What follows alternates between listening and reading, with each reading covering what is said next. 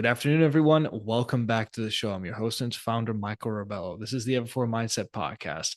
I'm a 20-year-old entrepreneur that chose entrepreneurship over the traditional college path, inspired and driven by my goal to help retire my mother and help other Main Street middle Americans just like her learn about financial freedom, liberty, and also how to get their liberty back, whether it's through financial freedom, but also educating themselves on what government overreach is, different ideas, and what the schools haven't taught and what corporate America doesn't really preach about.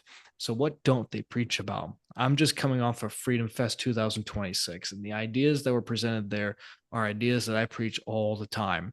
We need to get back to our liberties and we need to get back to the ideas that make sense to us as American citizens. So, there's a lot of things to discuss, but I know someone that can do it better. Mark, my friend, it is great to have you on the show. Thank you so much for taking time every day to come on virtually. Thank you for the invitation. I'm happy to be here. Absolutely. We were going to connect at Freedom Fest, but goodness me, we were just way too busy at Freedom Fest. But I'm glad you can make it. I know you're going to talk about your book, The Forbidden Idea. Before we dive in, I know a little bit about you, know a little bit about me, but Mark, the floor is yours. Who is Mark and what brought you to where you are today? I grew up in a extended family. We had lots and lots of relatives living in one building, and I was the youngest, so I got lots and lots of supervision as I was a kid, which ingrained in me this great desire to be left alone. So I was very easily led on the path to individual liberty because it really fit with my upbringing. And I'm sorry to say that for many years I was pretty lazy about the whole thing. I just was able to speak in sound bites, bumper sticker slogans, but never really had any depth of knowledge. And as time went on, I realized I was getting more and more upset listening to political conversations, listening to news stories, economic stories. And it would upset me. And I had some reasonable explanation of why, but I really didn't have any depth. For whatever reason, I started studying. Um, and I ran across more and more interesting concepts in individual liberty. And when I finally got to Murray Rothbard in his book For New Liberty, that really changed my outlook completely. I had a completely different view of the worlds. And somewhere after that, I realized that these political conversations and foolish economic discussions, they weren't really upsetting me like I was being upset before. And I realized that listening to someone say something really foolish, supporting socialism or violating property rights. When I was listening to that, instead of being upset, it was actually running through my mind all the reasons why I knew that was wrong and the things that I knew that would be a counter narrative. Even though sometimes I would never get a chance to discuss it or be persuasive, I was thinking about it, and that it was interesting. It was really a calming influence. It calmed my inner turmoil. I I wrote this book to share that same experience with everyone else. I think understanding the fundamental philosophy of individual liberty, understanding the history of individual liberty, and understanding economics provides you with a bridge over troubled waters, so to speak. It really is an important stepping stone to making an impact. You have to have the depth of knowledge to be persuasive. Absolutely. And That's knowledge is power. Yeah, definitely. So that's why I wrote the book. I wrote the book to share with everyone else. I love that. And thank you for sharing. And thank you for sharing your story as well. There's a couple things that you touched upon there that I absolutely agree with. When I got into this industry, when I started to broaden my horizons with, uh, personal liberties and also financial freedom and economic freedom, at first, you're right. It made me upset. It was emotionally driven. But then once I start to kind of sit down and take the emotional aspect out of it, and to understand it from a logistics standpoint and the pros and cons of what's happening, kind of breaking it down, it was one of those things where how can I integrate this and how can I talk about this? And I'm sure you see it more than I do. There's a lot of people that act on emotion and use emotion as their primary tool when they don't even sit and think about it. So I'm really glad that you kind of brought that up too. Like for example, voting, whatever it may be, protests, it's all from a place of emotion, but that nobody really takes the time to sit down logistically think it through, which is kind of sad. I mean, we have the tools to actually sit down and break down the issues at hand, but we just don't. Yeah, that's a real hurdle that the liberty movement hasn't accomplished yet, hasn't cleared. The socialists, the collectivists, all are, well, not all, but they have been able to reach many people just through emotion. And the media and Hollywood, it's their forte. That's all they've got, honestly, because if they had to compete on facts and um, historical events, socialism has always and everywhere been a failure, and it always will be. But our side spends most of its time talking about statistics and talking about philosophy, and it's not it doesn't grab people's emotions, and we need to be better at that. And I see it. I see we're making progress. Even just at Freedom Fest, the Anthem Film Festival is a great opportunity to view a variety of work that's an emotional response to our fundamental philosophy. So it's out there, and we can do it. We just haven't spent enough time and effort on it. I agree. And not only that, emotion could be used in the correct way. It's kind of like, using like, a fire starter to start the fire, but you don't want to be using, too many fire starters. And there's a lot of people using too many of them. And it's kind of sad because, of course, there's always an emotional aspect. I mean, when it comes to sales and marketing, it's the same thing. When it comes to business, it's the same thing. When you start a movement, it starts from a place of emotion, but it's how you channel it and how you use it. But anyway, I digress. I would like to kind of dive in for a minute onto personal liberty and how that's been changing over the years. So I kind of want to integrate, the definition of personal liberty, but also the history of it. Because obviously, from 250 years ago till today, personal liberty has changed quite a bit. But at least from today, in this current day and age, we're seeing a lot of people that are coming out of the woodworks like you and I kind of going, well, we need to address personal liberty. But Mark, in your perspective, what is the definition of personal liberty, at least for you, or maybe what the forbidden idea talks about? I had a really interesting experience with that writing the book. I took 4 years to write it, and so 2 years in a row at Freedom Fest, I walked around in the exhibit hall and in between the sessions, talking to people. And at Freedom Fest, there's people that are much more qualified than I am to discuss the philosophy of individual liberty. People with a lot of experience, people that have written books. But I asked everybody that I had a chance to talk to, asked them the same question: what is your definition of individual liberty? And I was shocked that everybody had a different definition. They all fit under, a broad category, all the underarching, category. But I found that really disturbing, right? I thought, and especially at a place like Freedom Fest, there would be a really concise and easy to remember definition that everybody had, but not. So the first two chapters of my book, I actually go back. We start with Aristotle, who told us at one time that it's the nature of man to know.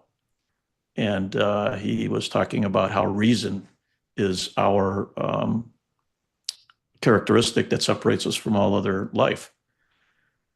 Working through Thomas Aquinas and John Locke and many, many, many, many philosophers up till the modern age, there's a recurring theme eloquently described by people like Leonard E. Reed, and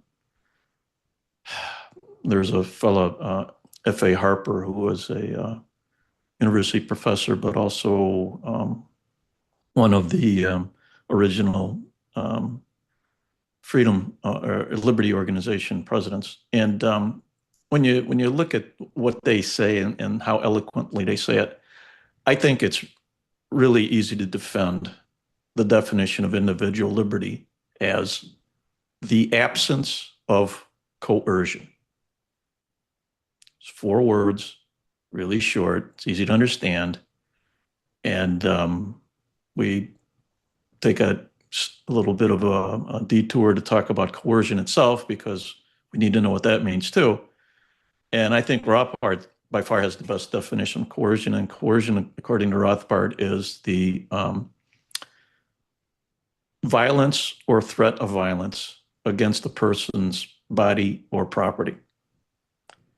And that's another really simple and easy one to understand. So I think that gives us a basis to work with. I think if we all just focus on, and it allows you to really understand why there's only 2 roads, there's only 2 paths in society. There's either voluntary cooperation or violence.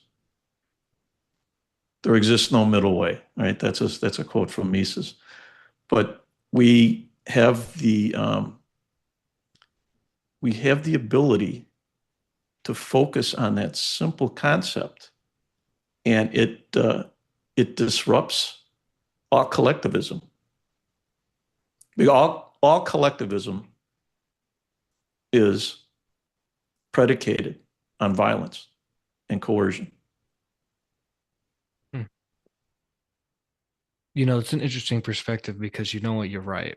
It's like the more you talk about it, the more I see it. Of course, with the mainstream news, when people watch it, it's either going to be severe violence, or sometimes all you see, or you're right, it's volunteering. But you're right, there is no in between. There's no way to actually bridge that gap. I forget who I was talking to at Freedom Fest, but he said there's ways to express your liberties, and whether it's protesting or petitioning or your First Amendment rights. And for some reason, everyone just goes from addressing the issue straight to violence when they know that there's a process in there. And yeah, I mean, it's sad to say, but we see it so often in society, especially with my generation, for example. I feel like my generation sometimes are, it worries me quite a bit. I'm going to leave it at that.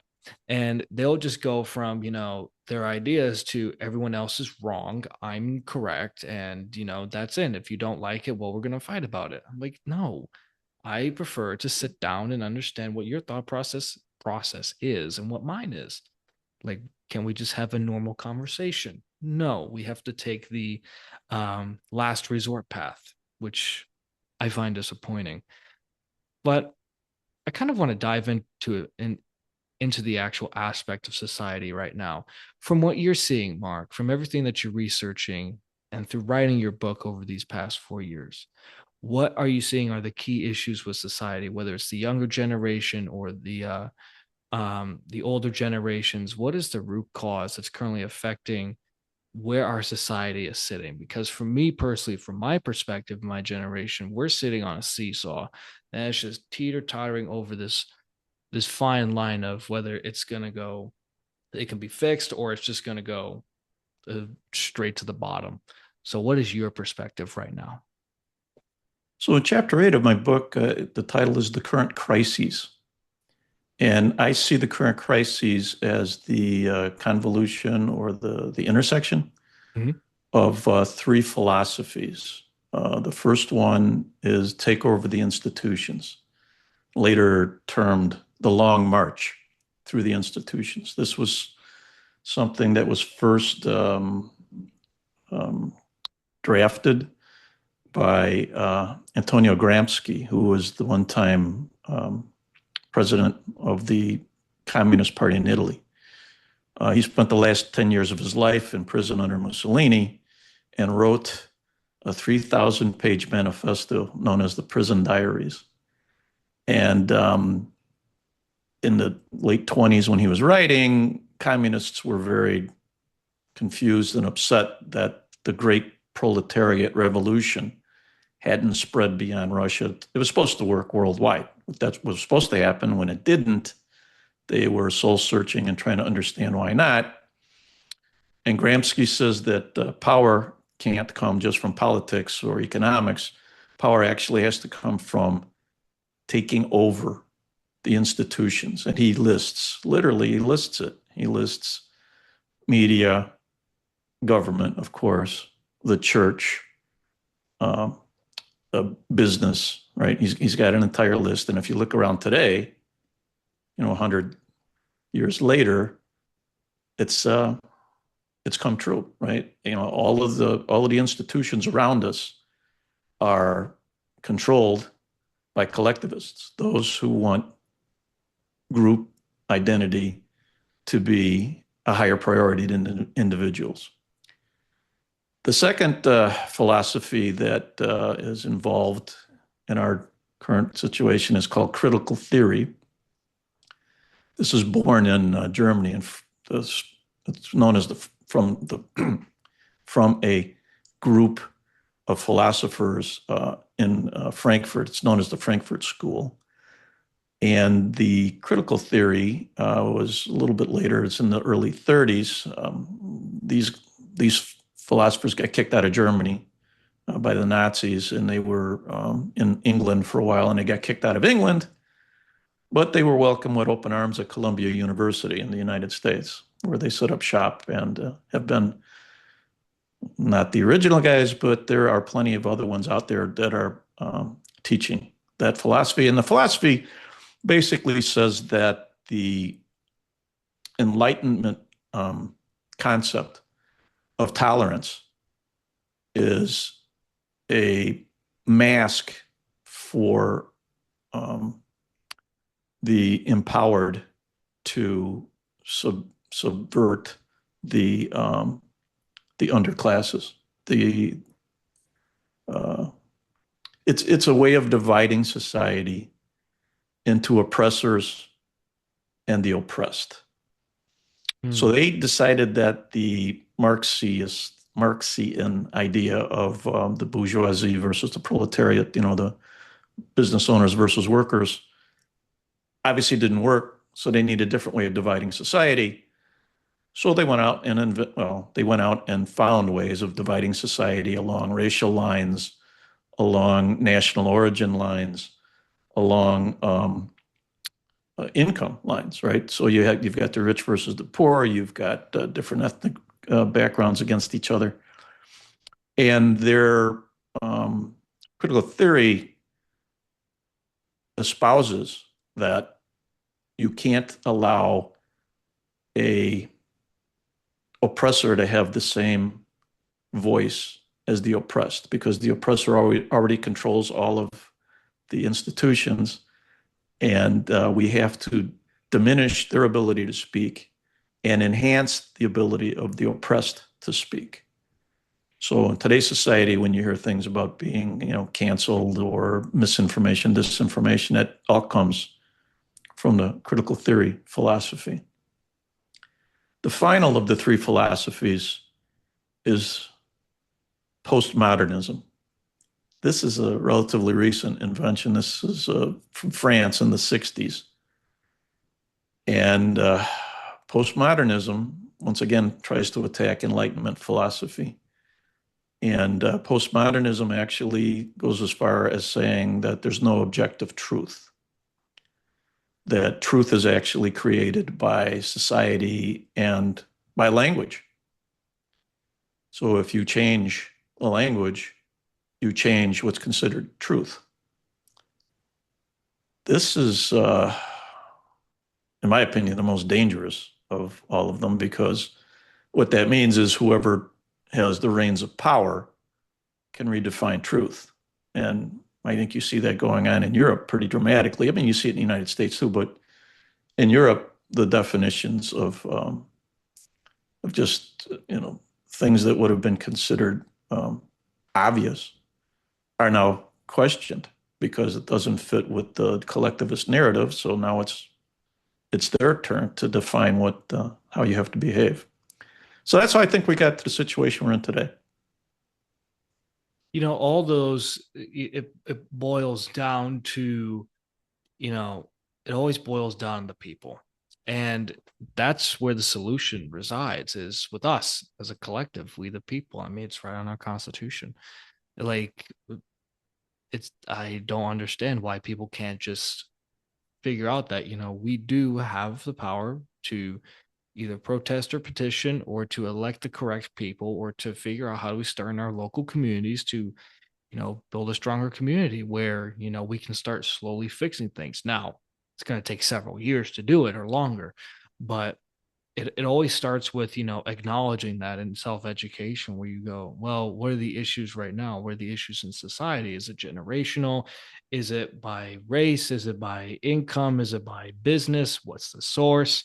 And I always say this, if we learned from history, we would not be in the positions we are in today. Um, I always say that because I like to study history. I like to rewind the clock and see what happened and what was the cause and effect of where we are today. Like, for example, the Manhattan Project, that created the nuclear bombs of the modern day, and then birthed the Cold War, and then you had the demilitarization of nuclear weapons. I think that was during the Reagan era.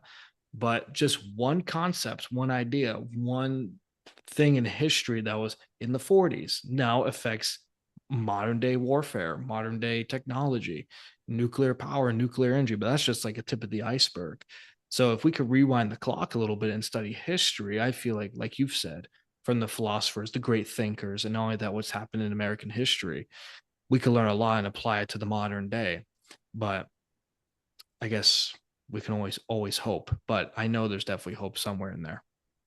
Yeah, Um, there's lots of hope. I actually, about two-thirds of my book is history. And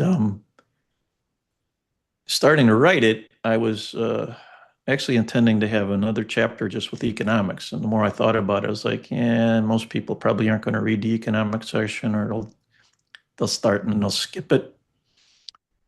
Being a first-time author, I really, had no clue how to put together the structure of the book. But as I was writing the history, I realized you could talk about anything in the history chapter as long as you put a date in front of it, right? So I wove in a lot of economics in the history chapter, and it's not all together. It's spread out across time as the economics happened. And when you talk about philosophers, it's interesting that as we get closer to the modern time, most of the really impactful philosophers who speak about individual liberty are economists. And that's a really fascinating, um, fascinating connection, because most people just blow off economics because, it's not something I really care about, and it's just all mumbo jumbo, and it's always wrong. But you go back and look, Frederick Bastiat was a French politician, but he was also quite interested in economics. And his prose, he was writing, of course, in French. So I'm reading it in English. And even in English, it's brilliant and elegant and persuasive. Yeah, I remind myself whenever I think I've come up with something clever and I'm writing something on social media, I find out later that Bastiat wrote about the same thing 175 years ago, and more eloquent than I ever could do it. So we've got these giants, and among, I think, the tallest of the giants is Ludwig von Mises. Uh, Made Austrian economics really the central economic, acceptable economics. It was the standard. Um, and in the early 30s, when the Great Depression hit, Mises told the politicians, basically, you're responsible for this. You're the one that caused this by manipulating interest rates and expanding the monetary supply. And the only way to fix it is you have to leave it alone and let it resolve itself. So they had that option. And then there's this guy, Keynes, who's not an economist, comes up with a story that no, no, no, the problem is that there's a lack of consumer demand, and the way you can fix it, to the politicians, he tells them, spend as much as you can. So the politicians have those two options. Well, guess which one they chose? I'm assuming To the this latter. day. To this day. Yes. And this is a really important, this I spent a little bit of time talking about this in the book, but by far the greatest challenge that we face is the debasement of our currency. I agree. The government, a little bit at a time, removed the dollar's connection to anything of value. Yep. And in 1971, Nixon took the last peg out when they removed the convertibility to gold. Well, they had already taken two pieces of the gold standard out, but Nixon took out the last leg, which was the fact that foreign governments could redeem their dollars for gold. And after 1971, if you look at any of the economic charts, everything goes straight up. The devaluation of the dollar, consumer prices, just everything that could possibly be affected by debasement and inflation has gone skyrocketing since then. And the amount of debt that the federal government is accumulating is completely unsustainable. We're at 39 trillion now. We were at 38 trillion a couple months ago. We're going to get to the point where we're going to be going up $1 trillion a month. The debt's increasing at over $100,000 per second. That's just not, unless we convince our fellow citizens that our major crisis right now, forget about everything else. The major crisis right now is we've got to get spending under control. We have to have massive, not just tinkering around the edges. We have to have massive reductions in spending, not just at the federal level, state and local level too. State and local governments are a disaster too. I absolutely agree. It's horrible. It's compound effect. Yeah. So my chapter 9 is what must be done, and my suggestion is that we, number one, educate ourselves. Learn the fundamental philosophy of individual liberty. In my book, I cover it in 6 chapters. It's only 40 pages long. And as far as I'm concerned, it covers all of the fundamental philosophy. Then learn the history. Learn the economics and the history. That way, you're more persuasive. And once you're comfortable, start building little platoons. So little platoons are people that you're most comfortable with. Start with your family. Start with your neighbors. Start with your close friends, people at work, people that you socialize with through maybe your church or other social organizations, Little League, that sort of thing. Those people all know you. They trust you. They know you're not crazy. No, they may not agree with you, but they'll listen. And when they listen, even if they disagree with you, you're planting a little seed of thought that eventually might sprout. And try as best as you can to convince your little platoon to do the same studying you did. Learn the philosophy, learn the history, and go out and do it again. Let them go out and create their own little platoons. That matters. That's the only way we're going to make a difference, is if we get enough people that understand the individual liberty philosophy and can persuade others. We are subject, I think, to the Andrew Breitbart doctrine that politics is downstream from culture. And it's funny because this is when Antonio Gramsci realized in 1920, when he was in prison in Italy, that if you change the culture, you change the politics. And that's exactly what has happened. Look around, right? But we can do it from our side. Our side has a better story. Our side is based on truth and on thousands of years of human history. We've got the greatest intellectuals in all of history on our side. and the other side just has emotional stories. So there's no way they can win in the long run, but I don't want to wait. I want to make progress now. Liberty in our lifetime is possible. I love that. And that is a perfect way to wrap that up. Liberty in our lifetime is possible. You hit everything with economics there because I'm seeing the same thing. I have seen the same thing just through studying history. So, Mark, thank you so much for sharing that little bit of wisdom as well. Not a little bit, a lot, because I know I got quite a bit of wisdom from it. I know my audience did too. But, Mark, more importantly, how can people reach out to you and also to purchase your Ah, book and read it? so I hope you guys find this somewhere. It's available everywhere that books are sold. It's in all four formats. It's in paperback, hardcover, digital, and Audible. Um, I could do something really, what would I say, simple and easy.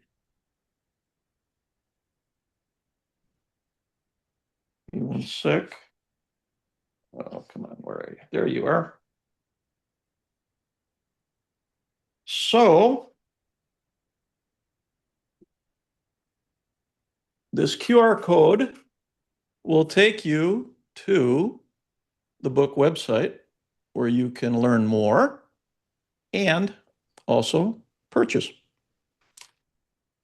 I love it. I Perfect. hope I hope you really get some um, benefit from it. I hope it brings you the same calming and feeling of being literally feeling above the fray when you're listening to people blabber about collectivism. I really feel like that doesn't affect me anymore. They're down there fooling around, and I'm kind of above it because I know why it's all wrong. It's refreshing. So good I luck. love that. I hope it brings you a lot of satisfaction. You know what? Just from this conversation, it already is, and I know that my listeners are going to get the same thing, if not more.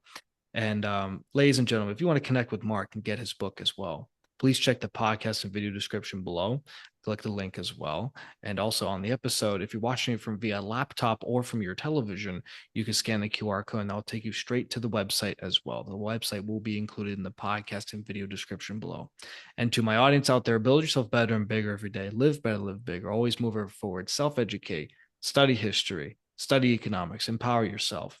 Remember to start building up your little platoons, your little tribes, and your communities to start spreading the mission of the reason why Main Street America and the rest of the United States needs to get on their feet for their individual liberties and also to make the United States stronger one by one. Mark, thank you so much for coming onto the show, my friend, and sharing your valuable information and insight. Again, thank you. Thanks for the invitation. I'm really happy to be here. Thank you. Of course.